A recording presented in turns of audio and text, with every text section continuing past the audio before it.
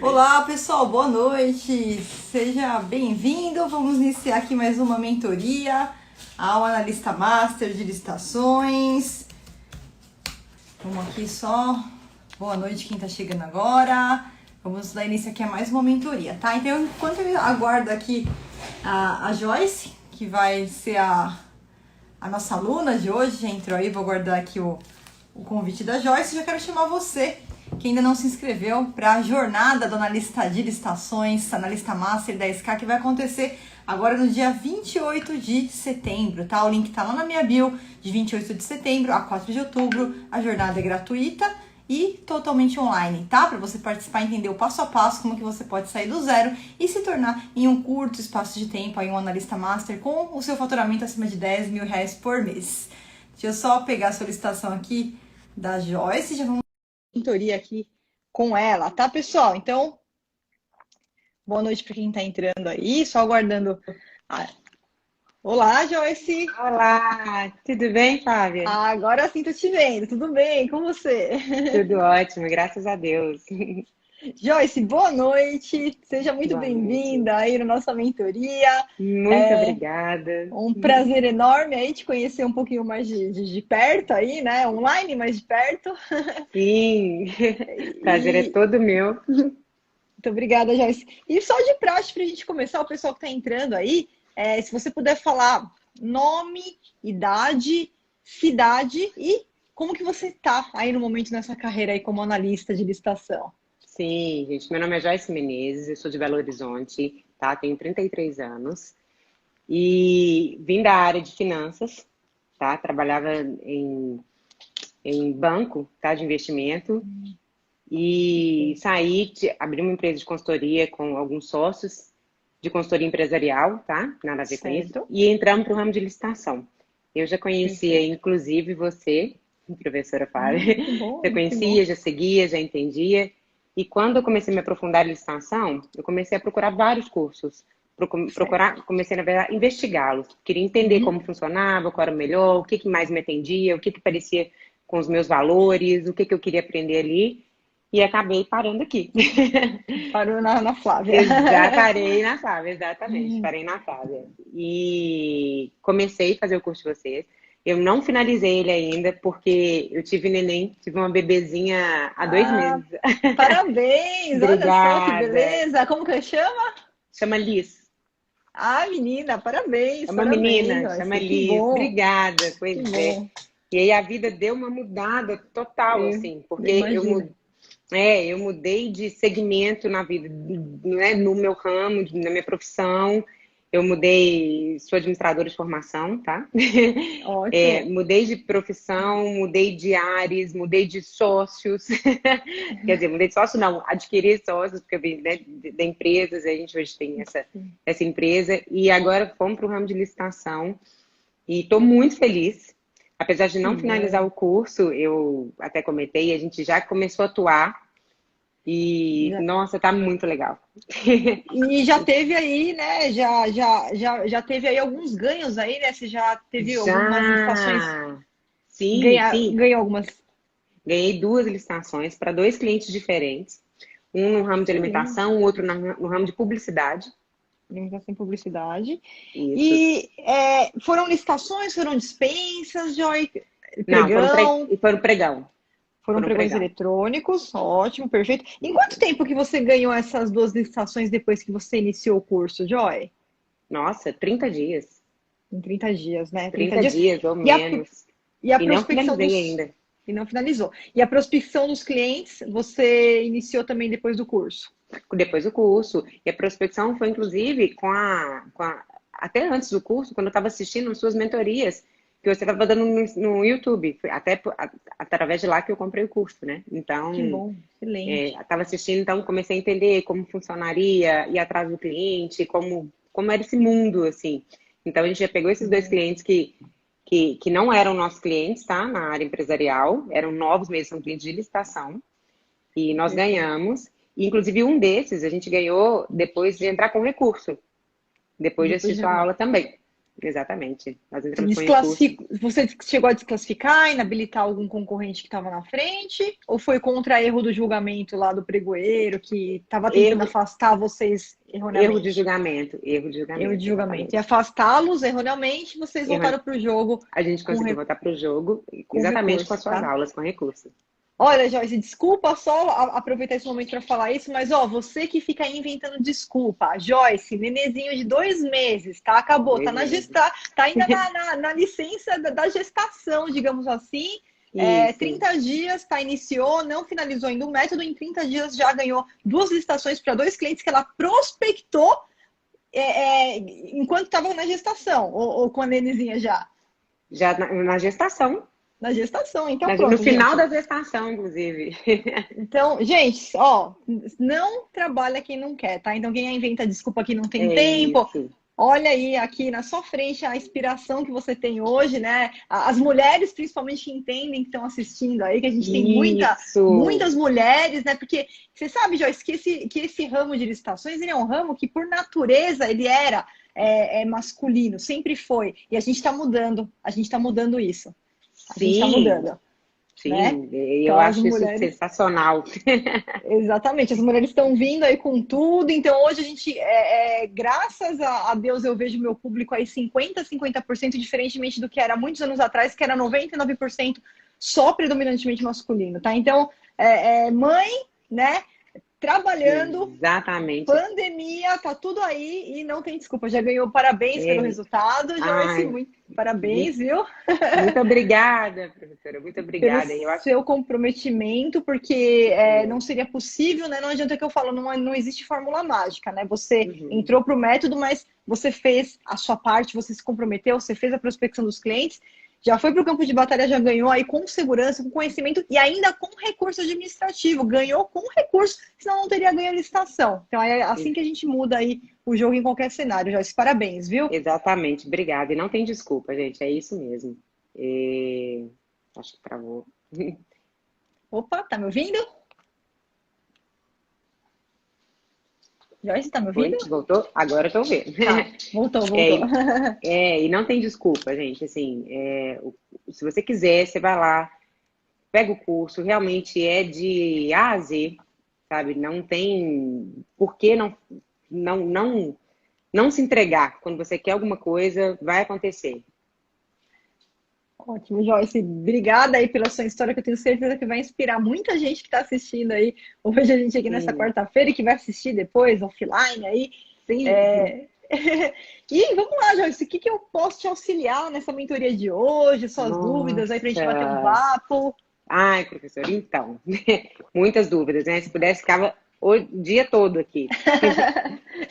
Eu acho que a maior dúvida minha, e eu acho que das pessoas também com quem eu converso, sabe, com o meu time, por exemplo, hoje, recentemente, um desses nossos clientes, nós ganhamos a licitação para eles, nós ganhamos a licitação, e no meio do pregão, na verdade não ganhamos, tá? Desculpa. No meio do pregão, o pregoeiro, ele tentou inabilitar 2 vezes a nossa empresa, uma falando que a documentação não estava ok, e a gente provou que estava, e depois falando que a gente não se enquadrava dentro da empresa de pequeno porte, e a gente se enquadrava, e de repente o pregoeiro suspendeu a licitação. Ele suspendeu com retorno para 2 dias depois. Quando retornou, não houve retorno do pregoeiro, não aconteceu no portal. E não aconteceu, e nós começamos a ligar para a prefeitura, ligamos, e não tinha nada. E aí ontem, recentemente, né, acho que foi ontem ou anteontem, saiu que ele revogou. Como a gente lida com isso? Tá. Aí, o que vai acontecer, Joyce? Provavelmente você é um pregoeiro que não sabe o que está fazendo, né? Ele não sabe o que ele está fazendo, porque, por exemplo, a questão da inabilitação é muito comum os pregoeiros errarem, não por má fé, por falta de capacitação. Se o pregoeiro ele não passa por uma capacitação que nem você passou agora, você percebe que a parte de documentação é uma parte é uma parte que acaba ficando não simples, né? Para quem não tem um GPS para seguir. E aí as pessoas costumam confundir aqueles documentos, né? É muito fácil aquela confusão para quem não é da área, de repente, ali de contabilidade, né? Então, por isso que esse GPS, esse passo a passo, traz essa clareza para você, mas que muitas vezes aquele sujeito que está do outro lado, né, não por dolo, nada, ele não teve essa clareza. Então, no momento de analisar documento, é muito comum que eles errem nesse julgamento, e aí, que nem você falou, vou lá, entro com recurso administrativo e mudo, né, não, tá certo, comprovo para ele tem a oportunidade de verificar que ele errou e fala, opa, não, realmente, a documentação está completa, está habilitada, vamos em frente, tá? E o mesmo pode acontecer, então, em outras etapas do processo, tá?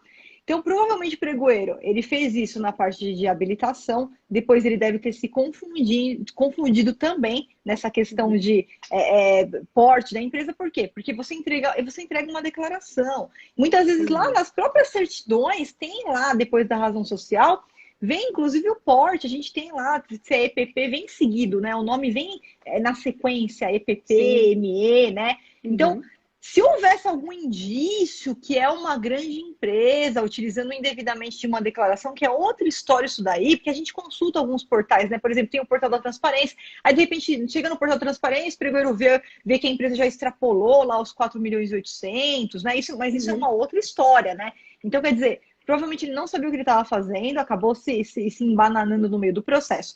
E aí, o que a gente tem que ver, né, Joyce? Quando a gente fala de revogação da licitação, né, a gente tem duas coisas que podem acontecer no meio do caminho. Ou esse pregão ele ser anulado, ou ele ser revogado. Porque a anulação por exemplo, ele pega aquilo para ver, aí ele encontra um erro que estava no edital, e que nesse momento que eles verificaram que é um erro que não dá para corrigir, e acaba realmente tendo que anular o pregão inteiro, tá? E a revogação seria quando acontece um fato superveniente, um fato novo, e que por algum motivo aquela licitação ela não é mais conveniente para o órgão. Vamos supor, isso pode acontecer, por exemplo, quando, de repente, no momento que eles foram verificar agora a habilitação proposta, isso já aconteceu em consultorias que eu dei para servidores, a gente verificou que o objeto que ele tinha descrito lá, houve um erro lá na fase interna do órgão, e o objeto que estava sendo solicitado não atenderia à necessidade do órgão. Não tem jeito, foi um erro, sim, mas não era uma ilegalidade. E por isso o procedimento ele teria que ser revogado para fazer na sequência um novo pregão solicitando o objeto correto. Eu estou só dando alguns exemplos de situações que podem ter acontecido nesse pregão. Então, o que o pregoeiro teria que fazer de qualquer forma, né? Quando eu falo para você que no pregão a gente tem uma legislação especial, né? Tem lá a Lei 10.520, o Decreto 10.024, e que a partir do recurso do pregão ela é diferente, né, da Lei 8.666, dependendo de que modo você tá, você viu que tem algumas coisas que são diferentes. Mas quando a gente fala que o pregão ele foi revogado ou anulado, a gente volta a aplicar a Lei 8.666, que lá no artigo 109 diz o seguinte, ó, se for revogar, se for anular, precisa abrir a etapa recursal. Então, primeira coisa que ele deveria ter feito é dado a oportunidade de, mesmo anulando, mesmo revogando, ele tem que motivar. Por que eu estou revogando? Ó, nesse momento a gente vai ter que revogar, porque foi verificado que o objeto que está no edital, na verdade, a gente não tem suporte para esse objeto, foi um erro da área demandante, vamos ter que fazer novamente esse pregão, aconteceu algum problema no meio caminho, ou se visse que foi uma ilegalidade, vamos anular esse pregão, vai ser corrigido o edital, e assim que ele estiver pronto, a gente vai republicar, começar do zero tudo outra vez, um novo pregão, né? Então, ele teria que dar essa motivação para você, e quem quisesse entrar com recurso poderia entrar. Não necessariamente com recurso, nesse caso, ia mudar muita coisa, porque se tem de fato uma ilegalidade ou um motivo como esse, está justificado, então dificilmente vai voltar, mas vocês têm que saber o que está acontecendo, tá? Se ele não fez isso, Joyce, o que eu oriento você a fazer nesse momento? Pede vista aos autos do processo, tá? Solicita vistas. Lá no módulo 2 você tem um modelinho de como pedir vista aos autos do processo. Aquilo lá pode ser usado em qualquer momento, não importa se a gente está na fase ainda que a licitação não aconteceu, se a licitação já acabou, se o contrato tem andamento, se o pregão foi anulado, foi revogado, você pode solicitar vistas. Então manda isso daí para a prefeitura e já deixa de lado aí. Lá na aula 3.7, a gente tem os modelinhos de denúncia interna, tá? Já deixa no bolso aí uma denúncia interna, por quê? Se esses caras não sabem o que eles estão fazendo e de alguma forma eles não quiserem te dar vista aos autos do processo para você entender por que esse pregão ele foi revogado, tá? Ou até anulado, de repente eles utilizaram a nomenclatura ali errada no momento, né? Sim. Você vai entrar com uma denúncia interna. Por quê? Porque na denúncia interna a gente vai deixar claro, ó, ou vocês me permitam a vista aos autos, mostrem tudo o que está acontecendo, ou vou fazer uma denúncia depois para o órgão de controle, né? Tribunal de Contas, Ministério Público. E isso, com certeza, quando o órgão ele recebe isso, está acostumado a fazer as coisas erradas porque nunca ninguém mandou uma denúncia dessa. E a partir do momento que tem a primeira pessoa que manda, eles vão ficar mais prudentes até em seguir o passo a passo correto, né? A maioria, Joyce, que está fazendo coisa errada por falta de conhecimento mesmo, eles fazem assim, ó, a gente sempre fez aqui e nunca ninguém falou nada. Essa é a frase que eu mais escuto do servidor do outro lado. Não, mas aqui a gente sempre fez aqui, assim ninguém falou nada. Nunca ninguém falou nada, porque quem estava participando não sabia também. Não sabia também. Exatamente, não encontrou ainda uma pessoa preparada. Então, que nem você tá agora e você tá vendo que tá alguma coisa errada. Então, não necessariamente que tenha sido errada a revogação ou anulação, porque a gente tem que ver o que aconteceu no processo, mas você tem todo o direito de ter vistas e a gente vê qual que é a justificativa para essa revogação, para essa anulação, e já deixar no bolso ali uma denúncia, porque se foi feita coisa errada, a gente já vai fazer essa denúncia que preparar o órgão que para os próximos pregões busquem uma capacitação e não repita esses erros que eles repetiram dessa vez, né? E que vocês não sejam prejudicados. Não, exatamente. Eu vejo isso demais, sabe? Muito, assim, a falta de preparo mesmo do outro lado, sabe? Da maioria. Da maioria de contato que a gente teve com o outro lado, realmente falta muita informação. Falta uma preparação, sabe? Eu acho que deveria ser crucial para quem está fazendo, para quem está ali na comissão de licitação, sabe, para o pregoeiro, porque é muito complicado quando isso não acontece. E tem, sabe, Joyce, tem inclusive na regulamentação, né? A pessoa para ser pregoeiro, ela precisa de um curso de capacitação em pregoeiro, só que o problema é que não há nenhum regulamento sobre como esse curso deve ser ministrado. Então, de repente, eles passam por um curso de um dia, né? Um curso ali presencial, de 2 dias, e claro que não vai dar para dar a bagagem necessária, né? Para ele ir para o campo de batalha. E aí ele tem aquele certificado e acaba se prejudicando. Mas a gente não pode deixar isso prejudicar. O importante é que você conheça a rota do comprador, sabendo o que ele pode fazer, o que ele não pode fazer, para você exatamente conseguir, nesses momentos, utilizar os equipamentos certos. Então, primeiro passo, pede vistas aos autos do processo. Usa o modelinho lá do módulo 2. Sim, Flávia, aqui. Isso. Modelinho Isso, vista aos autos do processo, né? Módulo 2. Flávia, disseram que o processo não está aqui, que não vai dar vistas aos autos. Lá nesse modelo, inclusive, Joyce, já tem toda a fundamentação legal, tá? Que aí eu coloquei todas as legislações lá que eles são obrigados a conceder vista aos autos. De alguma forma não concederam. Já entra com a denúncia interna.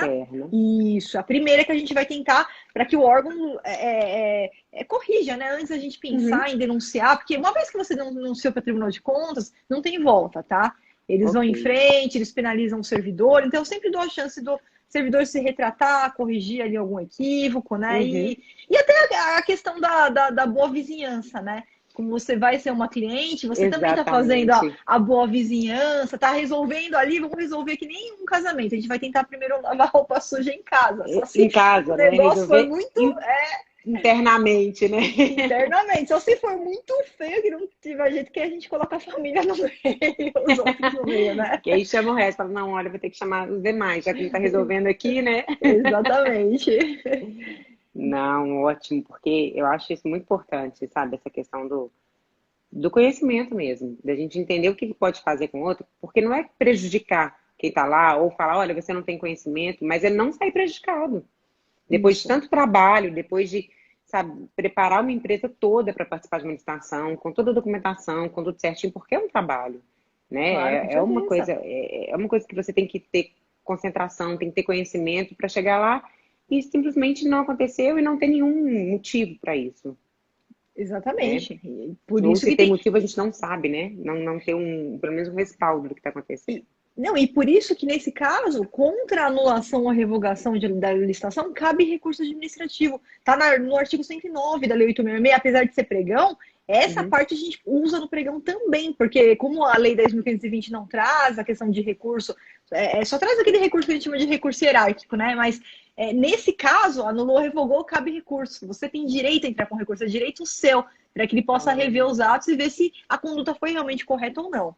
Então é isso mesmo. Nossa, ótimo. Ai, muito bom saber disso. Muito bom ficar com isso. E a gente vai tendo outras questões também, Fábio. Quando que a gente, por exemplo, pode... Porque eu acho muito difícil a gente falar assim, olha, esse preço é inexequível quando se trata de serviço. Para mim, pelo menos, eu não consigo enxergar. Porque nós colocamos preço no nosso serviço, certo? Sim. E quando alguém fala assim, não, inexequível esse serviço que você quer fazer. Como que isso é medido? Isso é medido pela chamada planilha de composição. Por quê? Quando existe dúvida a respeito da execuibilidade, assim, Joyce, não são todos os serviços que o edital vai exigir uma planilha de custos, tá? Eu vou dar um exemplo, um serviço de consultoria e assessoria.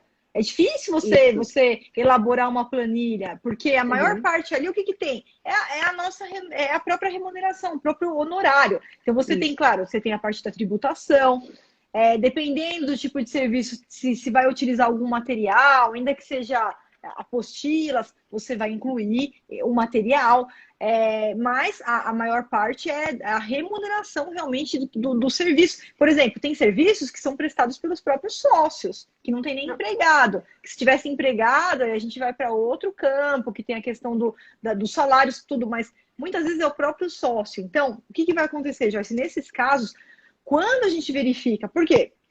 Porque se o serviço ele é licitado, né, é listado, então a gente está diante de um objeto que pode ser comparado por preço, claro que a qualidade mínima vai estar lá no edital, a qualidade mínima que tem que ter, né, os requisitos mínimos daquele serviço vai estar lá no edital, no termo de referência, no projeto básico, se for uma outra modalidade.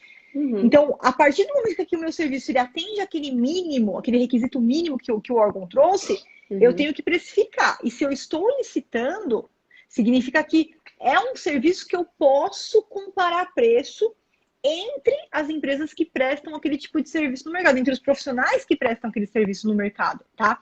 O que seria diferente, por exemplo, de uma contratação de um serviço por inexigibilidade de licitação com notório especialista, que eu não posso comparar preço, não posso licitar o parecer jurídico do professor Celso Antônio Bandeira de Mello com o parecer jurídico do professor Toshio Mukai, dois grandes juristas, não posso comparar o preço dos dois pareceres jurídicos, né? É um pouco diferente. Mas uma vez que você vai licitar, significa que você consegue fazer uma pesquisa de preço, o órgão, né? Ele faz uma pesquisa de preço, ele tem um parâmetro do mercado daquelas empresas que praticam aquele tipo de serviço, para que ele consiga julgar no dia da licitação se os preços apresentados eles estão dentro daquele patamar previsto no mercado. Vou fazer aqui um serviço para essa manutenção aqui predial. Então, eu tenho a mão de obra, eu tenho os produtos, os insumos que são utilizados, e eu tenho uma referência de quanto que o mercado costuma cobrar por aquele serviço, tá? Então, a partir disso que a gente começa se aparece um preço lá muito, muito, muito, muito abaixo daquele que a gente chegou na nossa pesquisa de mercado, que a gente chega no chamado valor estimado da licitação, porque eu pego uma cesta de preços, aplico ali a média ou a mediana, e eu chego num parâmetro mais ou menos da média que é praticado no mercado daquele serviço, tá? Então, quando aparece uma proposta lá, e aí o preço está muito baixo, eu já tenho que ligar o meu radar. Aí, o que o pregoeiro de ofício ele tem que fazer? Ele tem que pegar lá as pesquisas no processo. Opa, deixa eu dar uma olhadinha aqui nas pesquisas. Olha, isso aqui mais ou menos é cobrado aqui na faixa de 100 mil reais. Como é que você está me cobrando 10 mil reais, tá? Se tem a parte de imposto, tem a parte de remuneração, pode ser que tenha material, pode ser que não tenha, pode ser que é um serviço sem material nenhum. Então, já é aí que a gente começa a ligar o nosso radar. Por isso, quando aparecer algum concorrente seu, que o preço está muito baixo, a primeira coisa que você tem que fazer no recurso é trazer para o pregoeiro pelo menos um indício de que, poxa, se só de tributação, né? Se só de imposto, eu estou pagando isso aqui, eu estou pagando, eu sou concorrente, eu estou pagando isso aqui, ó. Como que ele vai pagar se o valor que ele está oferecendo não cobre nem mesmo os impostos? Aqui eu fiz um cálculo no osso aqui, um cálculo sem majorar nada. Então você já traz para o empregador os indícios que se de ofício ele não fizer isso, ele vai falar, opa, realmente, peraí, vamos ver se esse valor que você está oferecendo, você realmente vai conseguir prestar esse serviço. E aí o que esse licitante ele vai ter que fazer? Ele vai ter que abrir os custos. Ele vai ter que abrir. Então, sim. ainda que seja só um serviço, é só um serviço da Flávia, uma consultoria da Flávia, eu vou ter que abrir ali pior e falar, olha, é o seguinte, eu cobro isso aqui por hora. Então, como essa aqui é uma consultoria de 2.000 horas, esse aqui é o meu valor, isso daqui é o que eu pago de imposto, da minha nota fiscal. Ah, se tiver apostila, tá aqui. Se não tiver apostila, então não tem material, tá? Então, esse aqui é o valor que eu estou cobrando pela minha remuneração. Flávia, ele pode, de repente, em um caso ou outro caso, cobrar uma remuneração mais baixa que o mercado? Isso, tá? Pode ser utilizado, apesar de ser raro, Joyce, apesar de ser exceção. Às vezes, a empresa é uma empresa nova, né? Que de repente está buscando os atestados de capacidade técnica. E lá na lei você encontra uma regra que fala o seguinte, ó, é proibido a gente colocar valor zero, é proibido colocar valor irrisório, a não ser que você esteja ali apresentando, né? Você esteja abrindo mão de parte da sua remuneração, ou que você esteja entrando com materiais que já são seus. Eu falo, não. Ó, eu vou entrar com as apostilas, só que é o seguinte, eu tô ali com 10 quilos de sulfite, eu tenho a máquina, eu que vou fabricar isso daí, eu posso provar que tá tudo lá no meu estoque, tá apodrecendo, por isso que eu quero desovar. A minha remuneração, eu vou realmente baixar um pouco, porque o que me interessa é eu ter depois o atestado que eu preciso de serviço, porque eu vou participar de outras estações. Mas ele tem que comprovar que aquele valor ele vai cumprir aquele contrato. Porque se ele não conseguir comprovar, é o que acontece na maioria das vezes, aí ele vai ser desclassificado. Ele não vai desclassificar de pronto, perigo. Ele vai dar a oportunidade dele comprovar, não conseguiu comprovar, não cobre os custos, nem o imposto ele está coberto, meu amigo. Tchau, está desclassificado e vamos para o próximo, vamos para o segundo colocado. Não, perfeito. Porque foi exatamente isso. Era uma consultoria que não vai usar material, que quem vai prestar geralmente vai ser o próprio sócio, e quando ele precificou um pouco abaixo, na verdade no meio do pregão bem abaixo, aí começar a falar inexequível, eu fiquei pensando, como você está colocando preço no trabalho de alguém? Ah não, vai ter que abrir e falar, eu estou cobrando isso porque eu quero a certidão. Vai ter que abrir, né? Vai ter que abrir, Joyce, porque assim, novamente, como é uma licitação, quer dizer que eu consigo comparar preços entre empresas que praticam aquele mesmo serviço. Então, a gente tem um parâmetro para julgar, a gente sabe mais ou menos o valor que é praticado no mercado daquele serviço. Aí, se o cara está cobrando um terço, ele tem que abrir, ele tem que comprovar que então é da remuneração dele, o sócio que vai prestar, e ele está abrindo parte ali da remuneração dele, mas todo o resto, todos os custos estão cobertos, os impostos estão cobertos, né?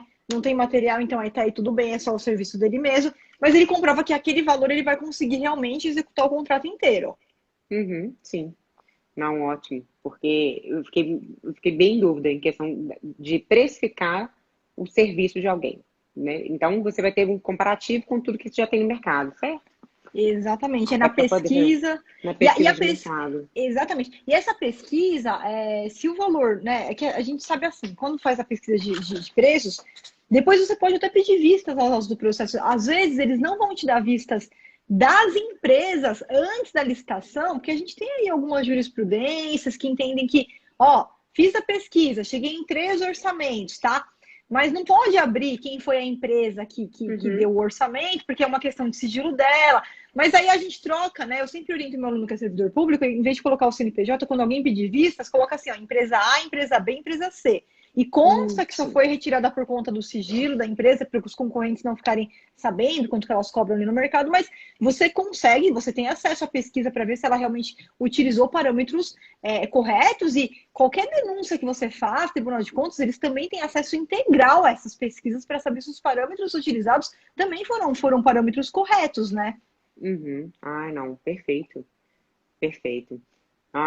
Vamos lá, outra pergunta. Vou aproveitar a consultoria. Vamos lá, claro, vamos lá. A gente tá encontrando muitos editais com valor de referência sigiloso. Muito. E eu queria entender se isso realmente pode acontecer, porque eu acho que para mim, não faz sentido ser sigiloso, já que você pode, ali mesmo você já separa as pessoas que conseguem ou não participar ou entregar naquele valor. E eu estou vendo muito isso acontecer. Por que isso acontece e qual a forma disso, da gente conseguir esse valor, saber esse valor? Perfeito. Bom, então, isso começou a acontecer em 2019 com o Decreto 10.024, tá? Então, o Decreto 10.024 ele trouxe a possibilidade de, no pregão eletrônico, o valor estimado ele ser sigiloso, tá? Então, provavelmente, esses editais que você está encontrando são de pregões eletrônicos, né? Sim, são. Tá, São de então pregões perfeito. eletrônicos. Perfeito. E provavelmente eles são regidos pelo Decreto 10.024 de 2019. Por quê, Joyce? O que aconteceu, tá? E aí eu concordo totalmente com você, mas eu sou voto vencido. Né? Eu tenho um artigo publicado que os outros professores, inclusive muitos professores aí que eu tenho o maior respeito, não concordaram comigo, mas eu continuei firme na minha posição que eu vou pelo caminho que é pela transparência, tá? Então, para mim também não tem sentido nenhum a gente deixar o valor como sigiloso, porque a gente vai para a etapa de lances, vai ter uma redução natural na etapa de lances. Então, eu não entendo que você ficar escondendo o valor estimado daquela licitação traga ali qualquer tipo de benefício, mas muitos servidores, e talvez estejam me escutando aí, vão até me xingar, muitos servidores nos cursos presenciais eles brigavam comigo, porque eles não concordavam com essa minha opinião. Por quê? Porque eles tinham em mente que uma vez que você traz o valor estimado que o órgão vai pagar, você inibiria a possibilidade do próprio empresário, de repente, já vir com valores mais vantajosos desde a proposta inicial, né? E que trazer o valor estimado, uma vez que a empresa sabe quanto que o órgão público vai pagar, isso não vai trazer um fomento tanto na etapa de lances quanto na etapa de negociação com o pregoeiro, tá?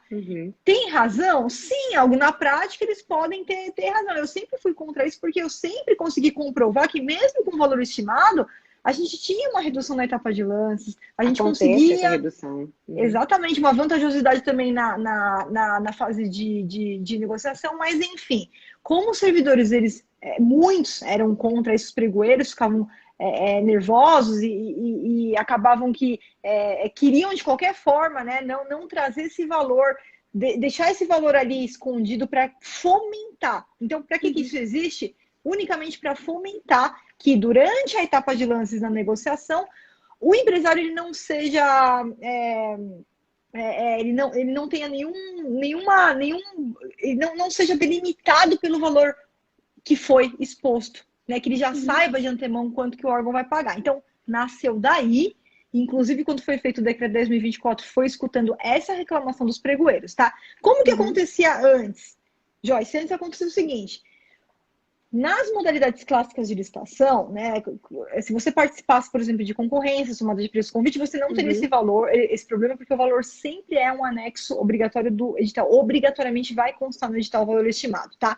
Pregão presencial, pregão em geral, até antes de 2019, o Tribunal de Contas da União já era isso pacificado que não precisava constar no edital, mas tinha que constar nos autos do processo. E qualquer pessoa que fosse lá e pedisse vista aos autos do processo, utilizando lá o modelo que eu deixei no módulo 2, você já teria acesso a isso e eles não poderiam esconder essa informação de você. A partir de 2019, Flávia, como é que ficou? Pregão presencial, você pode continuar fazendo exatamente essa estratégia que eu te falei. Então, se um dia você se deparar com um pregão presencial que não traz o valor estimado no edital, basta pedir vista aos autos do processo, eles vão ter que te dar acesso e você vai saber exatamente qual que é o valor estimado, porque vai estar nos autos do processo. Agora, se for pregão eletrônico e não consta do edital, hoje não tem o que fazer. Por quê? Porque significa que ele é sigiloso, tá de acordo com o decreto 10.024, e quando ele é sigiloso, Joyce, a gente só vai ter acesso depois que terminar a etapa de lances. Então, o fato é que depois que termina a etapa de lances, o pregoeiro que quisesse, ele poderia até jogar lá no chat para vocês. Ele vai fazer isso? Não, ele não vai fazer isso. Porque se ele quisesse fazer isso, ele colocaria no edital. Ele não ia usar dessa prerrogativa de deixar o valor sigiloso, tá? E aí, não tem jeito. Você não vai conseguir pedir vista aos autos do processo entre aquele tempo de você estar como primeiro lugar e ele vai te chamar para negociar. E aí você vai ter que utilizar o que você combinou com o seu cliente, qual que foi o valor que ele permitiu que você chegasse, e você vai parar exatamente aonde o seu cliente falou que era para você parar, tá? Então, tem alguns pregoeiros que vão falar para você, mesmo você já estando dentro do estimado, ele tem o dever ético, ele vai tentar negociar, vai falar, não dá para você melhorar um pouquinho o valor, alguns até dão ali uma proposta, não dá para você fazer por tanto, e já coloca lá no chat o valor. Outros vão te falar a verdade, vão falar, olha, você está acima do valor estimado. Se você fizer por tanto, eu consigo fechar com você. Aí você vai conversar com o seu cliente, vai ver se ele aceita, vai ver se é uma boa saída para vocês ou não. Então, no eletrônico, se não está no edital, hoje não tem o que fazer. Você tem que aguardar, finalizar a etapa de lances para poder pedir vista aos autos e ter acesso a essa informação. Nossa, eu achei que de alguma forma a gente conseguiria esse valor. Até porque tem uma lei que fala que a gente precisa, sumiu agora, minha cabeça depois que tive neném não é a mesma coisa, tá? Então eu esqueço tudo. Tem uma lei que fala, você falou isso também em nenhum dos seus cursos, nenhum dos módulos, que toda informação, alguém pode, que a gente solicitar, que precisa ser dada pra gente, mas não entra aí, né? Não, essa é a lei de acesso à informação, inclusive eu uso essa legislação, inclusive para pedir vista aos autos do processo, ela está lá embasada, aquele modelinho do módulo 2, tá? Sim. Mas nesse caso não, porque você tem uma lei amparando o sigilo. Uma lei não, né? Você tem um regulamento amparando isso. E como está expressamente prevista a possibilidade, eles podem utilizar esse aparato. E aí, nem se você pedir, eles não vão poder te dar. Não pode dar, porque aí eles quebrariam. Porque ou fica disponível para todo mundo, ou não fica disponível para ninguém. E nesse caso, só para órgão de controle que vai ficar disponível nessa etapa prévia. Ah, perfeito. Perfeito. Inexigibilidade. Eu estou vendo muito processo, principalmente para serviços de consultoria, tendo muita licitação, sabe? E muita contratação, assim, e contratações de valores altos. Como isso funciona? Contratação de assessoria de R$300 mil? Perfeito. Isso é uma coisa que é mais ou menos a forma pela qual eu sou contratada pelo governo, Joyce, que é assim, quando a gente fala de inexigibilidade de licitação, o primeiro ponto que a gente tem que levantar é o quê? É uma inviabilidade de competição. Quer dizer, se eu tentasse fazer a licitação, é impossível fazer a licitação, tá?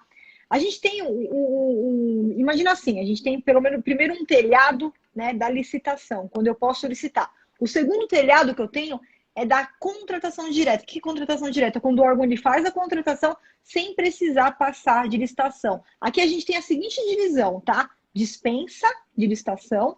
Dispensa de licitação. A licitação até é possível, mas por algum motivo o legislador ele trouxe ali algumas possibilidades que o gestor ele não precisa licitar. Vamos supor, caiu o teto aqui da escola. Puxa, não vai dar tempo de licitar. Então, eu vou fazer uma contratação direta emergencial. Ah, pequeno valor, é um valor muito pequeno, não compensa nem abrir o processo. Vamos fazer uma dispensa por compra de pequeno valor. Então, a gente tem várias hipóteses de dispensa. Agora, inexigibilidade é quando é impossível eu fazer a licitação. Seja porque eu só tenho um único fornecedor, de repente, no Brasil que consegue me atender. Tá? Essa é uma hipótese, fornecedor exclusivo. Segunda hipótese, quando eu vou contratar um serviço que é tido como um serviço singular. Não é um serviço qualquer. É um serviço que ele exige, né? Não é qualquer empresa do ramo, não é qualquer profissional do ramo que consegue ir lá executar.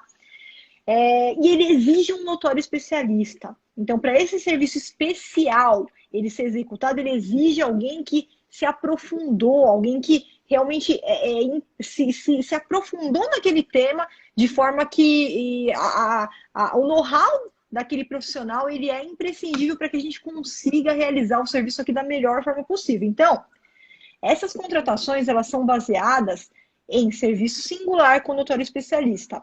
Consultoria, por exemplo, consultoria na área de licitações, certamente, porque o órgão público, você pensa o seguinte, ele tem lá os advogados, ele tem lá um departamento jurídico. Só que a parte de licitação é uma parte, é um outro mundo, assim, é um mundo à parte, que muitas vezes os procuradores que estão ali, que atuam, não estou falando aqui, a gente não está de jeito nenhum aqui falando que é incapaz, não é nada disso, é que nem você vai numa consulta médica e você vai ter que fazer uma cirurgia especializada no braço direito, é só um médico lá de São José dos Campos que consegue fazer aquela cirurgia, nenhum outro consegue. Então, é a subespecialidade, né? Então, quando a gente está diante de um serviço que a gente faz um processo, comprova que ele é um singular, não é um serviço qualquer, é um serviço muito especial e que exige um profissional com notório saber, notória especialidade naquele tema, então a gente não vai fazer licitação, a gente faz uma contratação direta e vai direto naquele profissional. Claro que não é qualquer profissional. O órgão ele tem um passo a passo. Inclusive, se você tiver curiosidade, Joyce, depois você pede lá para a Sofia, ela entrou em contato com você para agendar a mentoria, que ela te manda o caderno de justificativa de inexigibilidade de licitação. A gente tem um caderno que a gente fez um processo, passo a passo, para auxiliar os órgãos quando vão efetuar uma contratação desse tipo, e a gente passa por todos os processos exatamente baseado na inexigibilidade de serviço singular com notório especialista. Então, tem todas as etapas, eu tenho que justificar por que eu contratei. Você imagina lá o caso do parecer jurídico, vamos voltar, eu estou aqui numa obra e, de repente, a gente encontra ali um problema que, para eu continuar com aquela obra, eu teria que fazer uma alteração no contrato que vai ultrapassar, a lei ela me dá um limite que eu posso alterar o contrato, vai ultrapassar esse limite.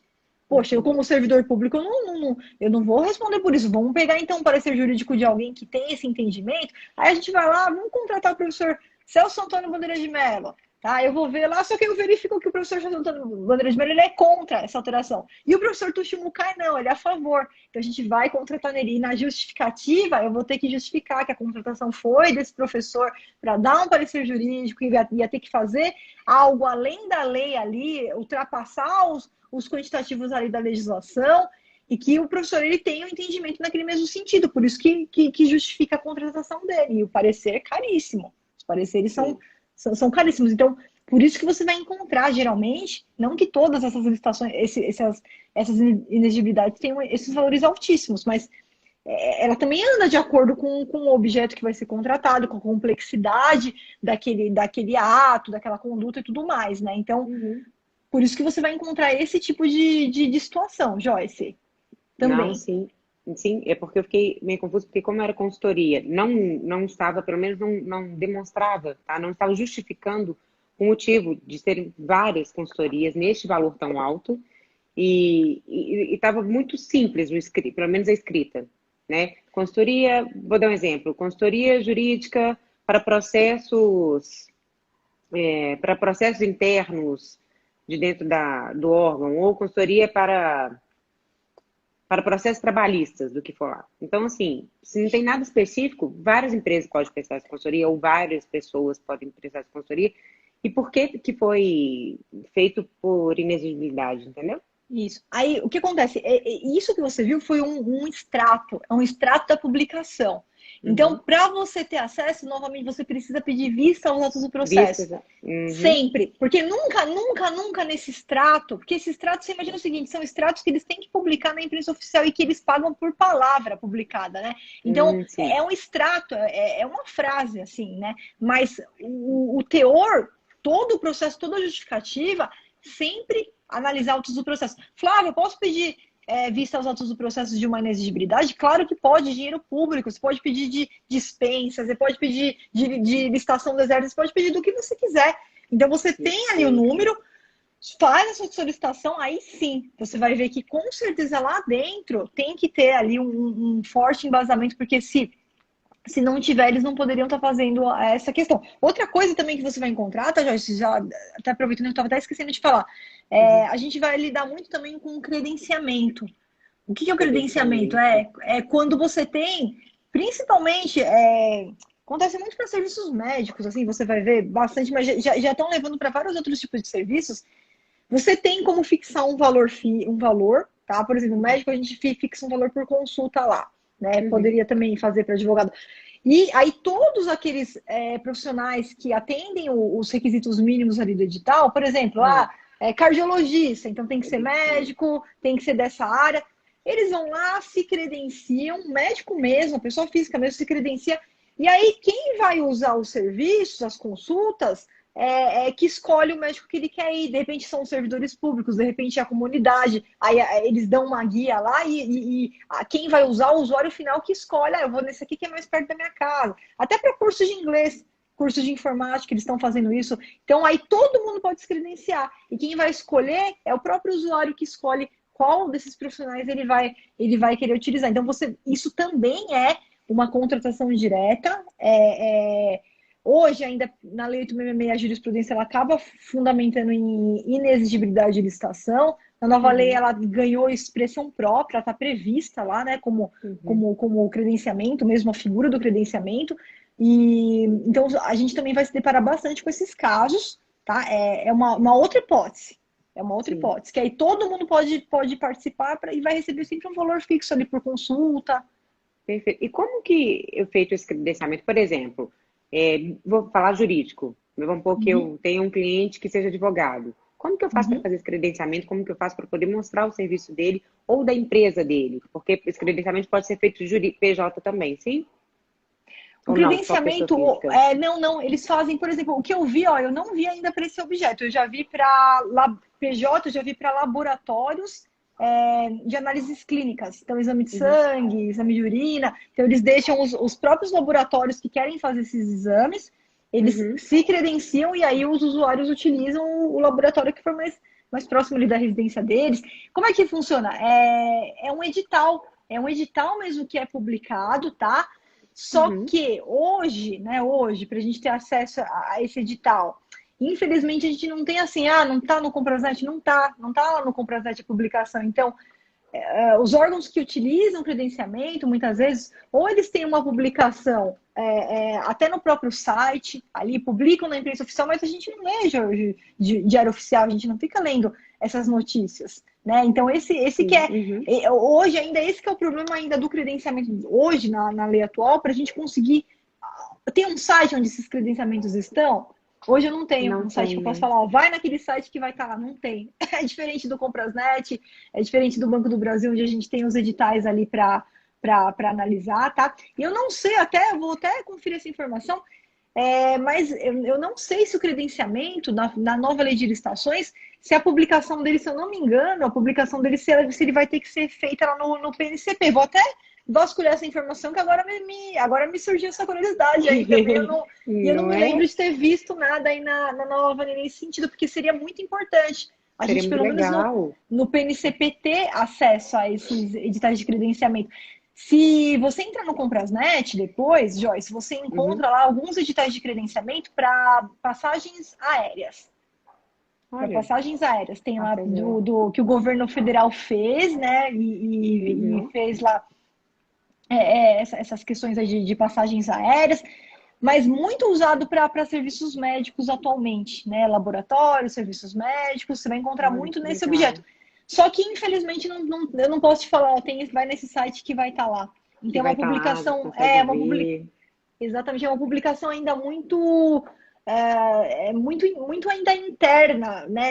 Publicam na imprensa oficial, mas de repente a publicação vai ser no site ali do órgão, né? Então é algo ainda que eu tenho quase certeza que com a nova lei de licitações isso daí vai ser resolvido. Eu vou até vasculhar para ver se tem essa possibilidade, mas se eu não me engano, com certeza vai estar no PNCP essa possibilidade, aí pronto, a gente já vai ter acesso num único lugar, né?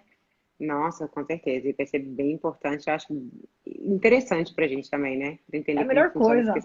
É a melhor coisa da lei, é a melhor coisa. Não teve novidade melhor que o PNCP, com certeza, porque você vê, né, hoje, a gente tem o quê? Publicações aí em tudo quanto é lugar. E não tem um lugar unificado, né? A gente tem o Comprasnet que ajuda muito, tem o Banco do Brasil, mas e prefeituras, estados que acabam publicando ali nos jornais, na imprensa oficial deles, e muitas vezes você tem que gastar com empresas que fazem aviso de licitações, né? Que vão te informando. Mas com o PNCP, esse problema, ele vai estar totalmente resolvido. Você vai ter num lugar único todas as estações ali do Brasil, num único lugar de busca. Sonho, excepcional, né? Excepcional. Sonho. Dá tempo mais de 2 perguntinhas? Dá, com certeza. Então vamos lá. Vamos lá. Registro de preço. Eu vejo muito, não participei ainda, tá? De registro de preço. Até quando? Isso é bom para pequenas compras? Ou a gente vai encontrar alguma coisa maior lá dentro? Como funciona? O sistema de registro de preços, Joyce, ele é ótimo para todo tipo de objeto, só que se adeque à sua metodologia. Qual que é a metodologia do SRP? Tem que ser um objeto que eu sempre vou pedir o mesmo objeto durante os 12 meses, o prazo de validade da ata, onde a cada pedido eu posso mudar somente a quantidade. Por que eu quero dizer isso? Ah, Flávia, o registro de preços ele é aplicado para obra? Hoje, na Lei 8.666, não. Por quê? Porque se você conversar com o engenheiro, eu vou construir casas, aquelas casas que são iguais, idênticas, uma do lado da outra. Sim.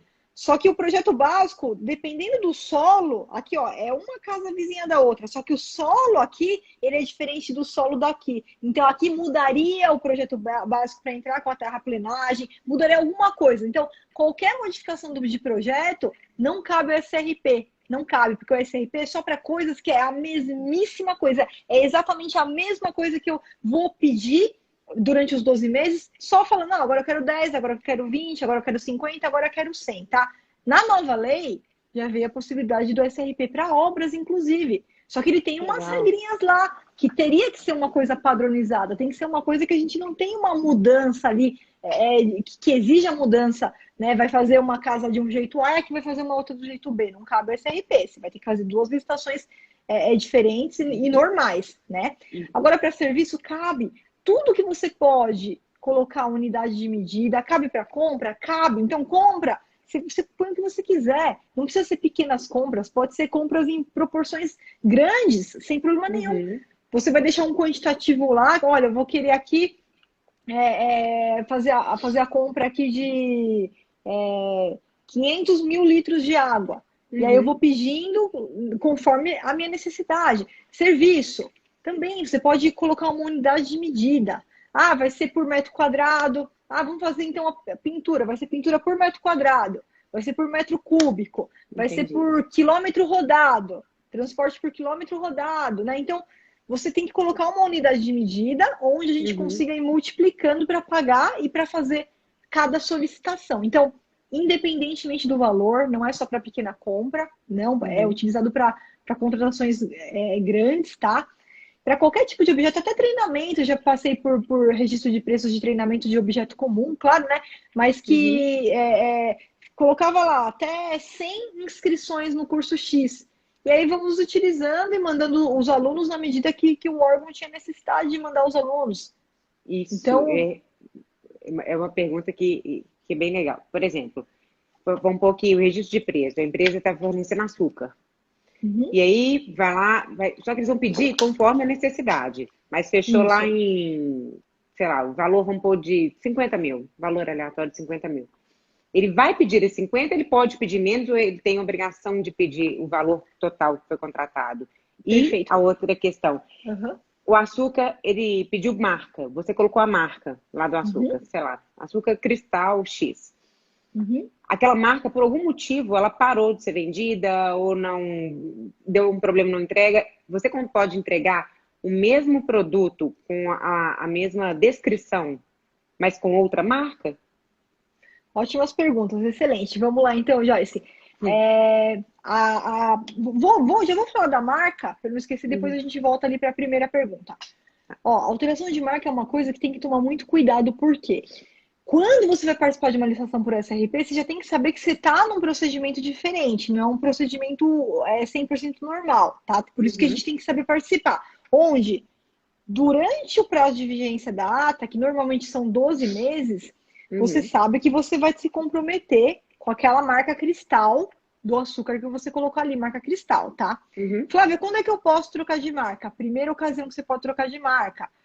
Parou de fabricar, o fabricante tirou do mercado. Aconteceu isso uma vez com uma medicação que, sem avisar ninguém, o laboratório ele simplesmente parou de fabricar. Assim, de um dia para o outro já não tinha mais aquela medicação. Nesse caso, a gente vai lá e comprova, olha, saiu, o fabricante saiu, pegamos lá no site dele, imprimiu ali a nota ali do site dele, tudo. Tá aqui, ó, não tem culpa de quem ganhou a licitação, não é culpa da empresa que ganhou a licitação. O fabricante tirou de linha. Então, a gente já faz, no dia seguinte, já imprime essa prova, o fabricante tirou do ar, peguei aqui no site dele, manda um e-mail, ele te responde, você pega aquele e-mail, imprime a prova que você tiver ali formal. Tá aqui, ó, saiu da linha, não tem mais açúcar cristal, pararam de lançar. Vocês aceitam a troca tá? Por essa ou essa marca, porque você pode propor uma marca de qualidade igual, né, ou superior, que não pode uma qualidade ali inferior. Uhum. O órgão, ele não é obrigado a aceitar a troca de marca nessas condições, mas se ele não aceitar, por quê? Porque ele pode, de repente, falar, não, mas se fosse para pegar essa outra marca, talvez eu vou fazer uma licitação e consiga um valor maior. Então, ele não é obrigado a aceitar a troca. Uhum. Só que se ele não aceitar, ele vai cancelar o registro com você sem te aplicar penalidade nenhuma. Então, você não vai ter nenhum prejuízo, tá? Uhum. Sem aplicação de penalidade nenhuma. Agora, o que acontece, Joyce, infelizmente, por isso que eu tenho que deixar isso claro para as pessoas que estão ouvindo, não é o seu caso, tá? Mas tem muita gente que faz assim. A pessoa não se prepara, né? Vai lá de qualquer forma, e aí depois de um mês fala, não, mas essa marca agora está em falta porque o meu fornecedor não me entregou. Não é que saiu do mercado, é que Entendi. ela não se preparou para programou. entregar. Exatamente. Ela achou que estava fazendo um contrato com o vizinho. Não é com o vizinho, com o órgão público a gente tem que cumprir, né? O que está ali, inclusive na ata. Então, nesse caso aí, ó, não saiu do mercado, não tem fato superveniente nenhum, não tem como comprovar, foi um erro do fornecedor ali que participou sem preparo, foi lá na cara da coragem, participou de qualquer jeito. Nesse caso, o órgão dificilmente ele vai aceitar a troca. Ele pode até ser que ele aceite, tá? Mas aí vai ficar, o que a gente fala que é discricionário, vai ficar no julgamento dele, ele poder aceitar por uma marca igual ou por uma marca superior, ou simplesmente falar assim, não, eu quero exatamente essa marca que foi dada. Você se comprometeu com essa marca, você vai ter que me entregar essa marca. Porque você não tem nenhuma justificativa, não saiu do mercado, você não tem como me comprovar isso. Né? Foi um erro seu. Então é só isso, Joyce, é só isso que a gente tem que tomar cuidado, tá? Sim. Ficou claro, né? Ficou claro. Não, ficou. A diferença, tá? Eu pensei Perfeito. nisso, exatamente isso, porque às vezes aquela marca, eu pensei nisso, ou parou de fabricar, ou está em falta, porque, sei lá, a gente está no meio da pandemia, não está entregando, as empresas não começam a entregar isso, só por esse motivo. Aí você tem que estar. E é mais importante também, se você orientar os seus clientes, tá? Oriente os seus clientes que eles têm que ter também um bom planejamento com o fornecedor deles. Porque às vezes ele fala assim, não entregou, mas você vai ver, não teve nada a ver com pandemia, foi o cara que não se programou, não conversou com o fornecedor dele, o fornecedor dele nem sabia que ele tinha ganhado a licitação, que ele ia ter que entregar aquilo lá. Falta de organização, né? Exatamente. Não pode ser erro de planejamento da empresa. Então, o seu cliente, né, o empresário, aí, o dono do mercado, do comércio, ele precisa, então, tá alinhado com os fornecedores dele. Falar, ganhei aqui, pelos próximos 12 meses a gente vai fornecer essa marca tal. A pandemia aconteceu, pegou fogo na fábrica lá da Cristal, acabou com todos os ossos. Não tem... Pronto, tá justificado. Pega a notícia protocola no órgão. Manda lá. Exatamente, é o que aconteceu, vamos ter que trocar a marca. Posso trocar pela marca tal? Ele vai te responder, tá bom, essa marca aí a gente verificou que atende os requisitos que a gente aceita a troca. E vai continuar normalmente. Agora, a obrigatoriedade, não. Diferentemente de uma licitação tradicional, onde tá lá previsto 50 mil, ele vai ter que comprar os 50 mil, só tem algumas ocasiões que ele pode até crescer 25% ou suprimir, combinado com você, mas numa licitação tradicional, ele teria que comprar aquele quantitativo previsto. Agora, no SRP não, essa é a diferença. Quando a gente faz uma ata de registro de preços, ele pode contratar parcialmente, ele não é obrigado a contratar aquele quantitativo todo, tá? Não tem obrigatoriedade da contratação. Por isso que na ata, Joyce, a gente sempre vai ter o preço unitário cadastrado, sempre. Por mais que você tenha o total lá, 50 mil toneladas de açúcar, mas você tem lá o preço da unidade, do saquinho, do quilo lá, não sei se é por quilo, se é por 2 quilos, você tem o preço da unidade. É o valor unitário calculado pelas 50 mil unidades que eles vão comprar, que eles podem comprar ao longo dos 12 meses. Então, esse valor unitário, a gente tem que se basear nesse valor unitário para colocar nosso preço sem ficar considerando o valor total. O valor total. Só que, exatamente. Então, isso tem que estar muito claro para o seu cliente. Olha, eles podem ser que eles não peçam total, pode ser que eles peçam parcialmente. E o que você vai fazer, Joyce? Antes de você entrar para qualquer licitação por registro de preço, qualquer uma, você vai lá no módulo 9 do curso e você vai pegar um modelo que eu deixei lá. É um modelo que eu fiz para vocês quando o edital não traz uma promessa de quantitativo mínimo. Por quê? Pela lei, ele não tem obrigação de comprar, nem parcialmente, nem um quantitativo mínimo. Só que a gente, como tubarão, não participa de oportunidade ruim. Se for oportunidade ruim, a gente está fora e vamos buscar uma outra que seja boa para o nosso cliente. Entra qualquer lá impugnação, se o edital não for modificado, pode sair. Esquece essa, vai para a próxima. Por quê? Você imagina o seguinte, você participou da licitação para o seu cliente vender açúcar, e aí o cara começa a pedir de 1 em 1 quilo. E aí não paga nem o frete, né? Exatamente. Então, isso você não vai fazer. Não vai acontecer isso com você. Você vai pegar a impugnação lá do módulo 9, você vai entrar, tá? Eu usei muito, os meus alunos estão utilizando e todos eles estão respondendo com feedback super positivo, que eles estão conseguindo alterar praticamente todos os editais. E aquele edital que o órgão não muda, considera que é improcedente, pode sair porque os caras não sabem o que eles estão fazendo. Vai para outra oportunidade, porque ele não é obrigado a mudar, mas vai te dar dor de cabeça. Então essa licitação não vale a pena a gente ganhar. Não, perfeito. Perfeito. Ai, se pudesse, ficaria aqui fazendo 1000 perguntas. Ai, mas foi muito produtiva, Joyce. Excelente as suas perguntas, viu? Muito obrigada. Depois, marca de novo lá a mentoria para você voltar aqui novamente. A gente continua aqui o bate-papo. Foi muito produtivo mesmo. Ai, que bom. Gostei muito também. Vou marcar mesmo, porque Marca, tem várias perguntas que eu acho que pode ser minhas e de outras pessoas também, que às vezes ficam perdidas assim. E eu vou mandar lá para a Sofia pedindo um caderno justificativo de dispensa. Né? Isso, perfeito. O pessoal que tá pedindo, tá falando também quero, gente, é só entrar em contato com a minha equipe, tá? Pode entrar em box, eles vão te passar o WhatsApp aí da equipe, ou você vai falar com a Sofia ou com o Gleiton e pede o caderno de justificativa, tá? Para inexigibilidade de licitação. Aí eles vão te mandar esse processo aí passo a passo para vocês verem o outro lado também, né? Como é que é feito e tudo mais. Mas, depois preenche de novo o formulário lá, Joyce, que gostei muito dessa mentoria com você. Foi muito produtiva. Obrigada. Excepcional. Não, de verdade, de coração mesmo.